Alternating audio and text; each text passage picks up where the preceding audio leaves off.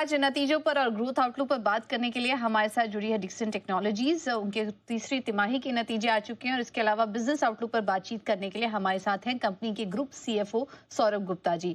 एक बार आपको कंपनी के बारे में और सौरभ जी के बारे में भी एक थोड़ा ब्रीफ दे देते हैं। डिक्सन टेक की अगर बात करें तो देश में इलेक्ट्रॉनिक मैन्युफैक्चरिंग सर्विसेज यानी कि ईएमएस स्पेस की दिग्गज कंपनी है। Consumer durables, home appliance, lighting, mobile phone और इसके अलावा सिक्योरिटी डिवाइस की मैन्युफैक्चरिंग और डिजाइनिंग के कारोबार में भी है।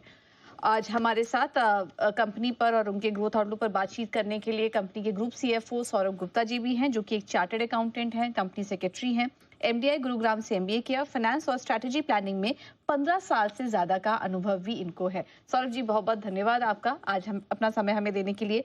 सर, नतीजों पर बात करें तो पहले तो कांग्रेचुलेशन, हर फ्रंट पर नंबर्स काफी मजबूत नजर आ रहे हैं डिक्सन टेक्नोलॉजीज के। स्पेशली जो आपके दो सेगमेंट है मोबाइल और ईएमएस, वहां पर आय से काफी अच्छा योगदान देखने को मिला। सर, क्या कुछ फैक्टर्स थे जिसकी वजह से ये ग्रोथ नजर आ रही है इस बार?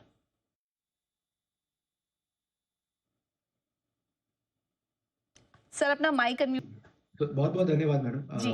तो मोबाइल जैसे कि हमने बताया हमारा सबसे बड़ा ग्रोथ ड्राइवर है और ओवर द लास्ट 2 इयर्स हमने जो एंड्रॉइड इकोसिस्टम में जितने पॉसिबल ब्रांड्स हैं वो अब हमारे कस्टमर्स बन गए हैं या आगे आने वाले 6-8 महीने में हमारे कस्टमर्स बन जाएंगे। तो हमारा बहुत बड़ा प्ले है एक एंड्रॉइड इकोसिस्टम में, जो कि सबसे बड़ी मार्केट है इंडिया में, एड्रेसेबल अपॉर्चुनिटी है। इस साल हम लोग ऑलमोस्ट 30 मिलियन स्मार्टफोन्स करेंगे। इंडिया की टोटल मार्केट अराउंड 150 मिलियन है और जो हमारे पास ऑर्डर बुक है हमारे कस्टमर्स के साथ, हमें लगता है ये जो 30 मिलियन का नंबर है ये हमारा 60 टू 65 मिलियन हो जाएगा आगे आने वाले 2 सालों में। इसके अलावा मोबाइल में ही हम लोग बहुत बैकवर्ड इंटीग्रेशन पे फोकस कर रहे हैं। हमने अपना डिस्प्ले असेंबली का प्रोजेक्ट एक लार्ज कंपनी है एचकेसी उसके साथ टाई अप करा है। H2 of next financial year से उसके नंबर्स रिफ्लेक्ट होने शुरू हो जाएंगे और सिमिलरली हम लोग एग्रेसिवली परस्यू कर रहे हैं partnerships on precision components, mechanicals, battery packs, जो कि अदर कंपोनेंट्स है मोबाइल के। एंड ऑब्जेक्टिव यही है कि हम अपना और मोड क्रिएट करें, स्ट्रेंथ क्रिएट करें इस बिजनेस में और अपना मार्जिन एक्सपेंशन करें। Alright. Saurabh ji, good morning, Neha this side. Sir, मैं ये जानना चाह रही थी कि इस क्वार्टर में आपने कितने नए ग्राहक जोड़े हैं और was there any change in wallet share जो अभी मौजूदा कस्टमर्स हैं उनके हिसाब से? हाँ, तो हमारे बिजनेस का ग्रोथ का 2 रीजन है। एक तो हमारे जो एग्जिस्टिंग कस्टमर्स हैं उनका हमारा वॉलेट शेयर बढ़ रहा है, हमारी हर साल उनके साथ ग्रोथ हो रही है और हमने लास्ट 2 सालों में काफी नए कस्टमर एडिशंस भी करे हैं। सो आप कोई भी कस्टमर देखिए, चाहे मोटरोला हो, उसके साथ हमारी कंटिन्यूअसली ग्रोथ हो रही है ईयर ऑन ईयर। हम एक्सपोर्ट्स भी कर रहे हैं उनके लिए। एंड सिमिलरली जो हमारे अदर कस्टमर्स हैं, Xiaomi, रियलमी और अभी हमने एक लार्ज ग्लोबल ब्रांड के लिए शुरू करा है। तो उन सब के साथ हमारा इस साल का विजिबिलिटी अच्छा है और अगले साल का विजिबिलिटी और भी अच्छा है। ओके।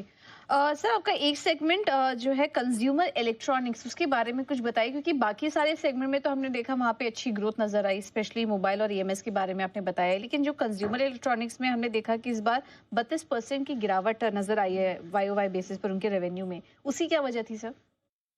सो पूजा जी, बेसिकली क्या हो रहा है कि कंज्यूमर इलेक्ट्रॉनिक जो कि एलईडी टीवी वर्टिकल है हमारा, उसमें थोड़ा सा स्ट्रक्चरली हमें बिजनेस स्लो लग रहा है। क्योंकि टीवी की रिक्वायरमेंट कम होती जा रही है, इंडस्ट्री ग्रो नहीं कर रही है और हमारा भी उसमें बिजनेस का इम्पैक्ट हो रहा है। तो हम उसमें कोशिश कर रहे हैं कि हम कुछ और नए कैटेगरीज में आए, इंडस्ट्रियल डिस्प्ले में आए, साइनेजेस में आ रहे हैं, ऑटोमोटिव डिस्प्ले की सोच रहे हैं पार्टनरशिप्स करने की। एंड उसमें हम लोग रेफ्रिजरेटर बिजनेस भी क्लब करते हैं कंज्यूमर इलेक्ट्रॉनिक एंड अप्लायंसेस में। तो रेफ्रिजरेटर बिजनेस हमारा बहुत अच्छा चल रहा है। With in a short span हमने ये बिजनेस मार्च में शुरू किया था और हमने ऑलरेडी इंडिया का 8 से 10% मार्केट शेयर ले लिया है डायरेक्ट कूल कैटेगरी में। हमारे काफ़ी अच्छे कस्टमर्स हैं और इसमें हम फर्दर कैपेसिटी एक्सपेंशन कर रहे हैं। बट जो इशू आ रहा है वो है टीवी बिजनेस में। तो वो स्ट्रक्चरली थोड़ा इशू है उस बिजनेस में कि इंडस्ट्री ही ग्रो नहीं कर रही है। अच्छा सर, आपने मेंशन किया था कि डिस्प्ले फैब मैन्युफैक्चरिंग भारत में मोबाइल्स के लिए, IT hardware consumer electronics segment के लिए, सर यहाँ पर केपेक्स का कैसी प्लानिंग है सर? तो मैडम ये थोड़ा बड़ा प्रोजेक्ट है और जेस्टेशन पीरियड भी इसका लंबा रहेगा, अराउंड 2.5 to 3 years रहेगा। सो ये काफ़ी बड़ी हमने सोच समझ के एक बड़ा प्रोजेक्ट प्लान कर रहे हैं, जो कि जिसमें ऑलमोस्ट आप लगाइए कि 24 से 25 हज़ार करोड़ की इन्वेस्टमेंट लगेगी over a period of 3 years। इसमें गवर्नमेंट की एक पॉलिसी है सेमीकंडक्टर की और डिस्प्ले की पॉलिसी, जिसको आईएसएम कहते हैं।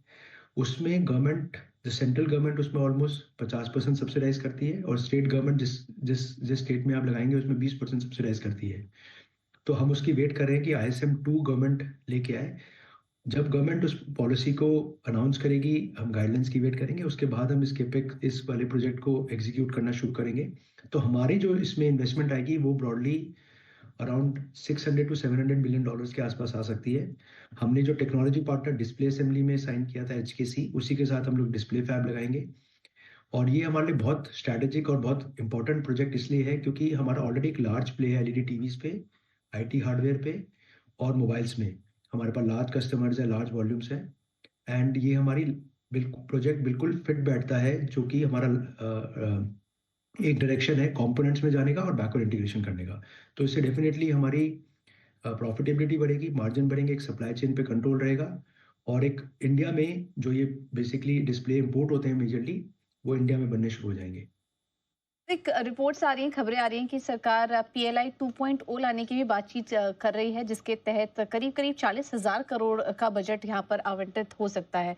इसे लेकर क्या कुछ अपडेट्स हैं आपके पास, और अगर ऐसा कुछ होता है तो कंपनी के लिए किस तरह के अवसर आगे बनेंगे? तो बिल्कुल आप ठीक कह रही हैं। कंपनी गवर्नमेंट एक कंपोनेंट PLI लाने के उसमें है, जो हमें सुनने में आता है, जो कि कभी भी नेक्स्ट कपल ऑफ मंथ्स में अनाउंस हो सकता है, और वो April 1, 25 से इफेक्टिव होना चाहिए। जो हमारा अनुमान है कि वो अराउंड 25,000 करोड़ का बजटरी आउटले होगा, एंड उसमें सारे ये क्रिटिकल कंपोनेंट्स आएंगे मोबाइल के, जिसमें आपका डिस्प्ले असेंबली हो गया, आपके मैकेनिकल्स हो गए, कुछ मॉड्यूल्स हो गए, PCB हो गया।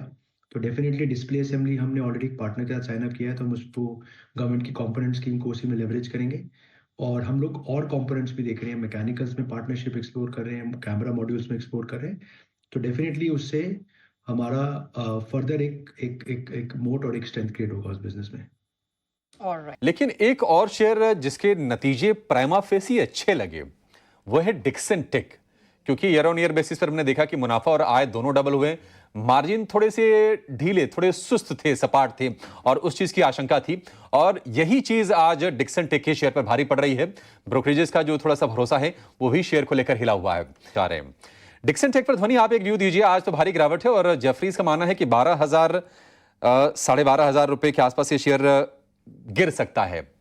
डिक्सन टेक क्या करें अभी जिसके पास है?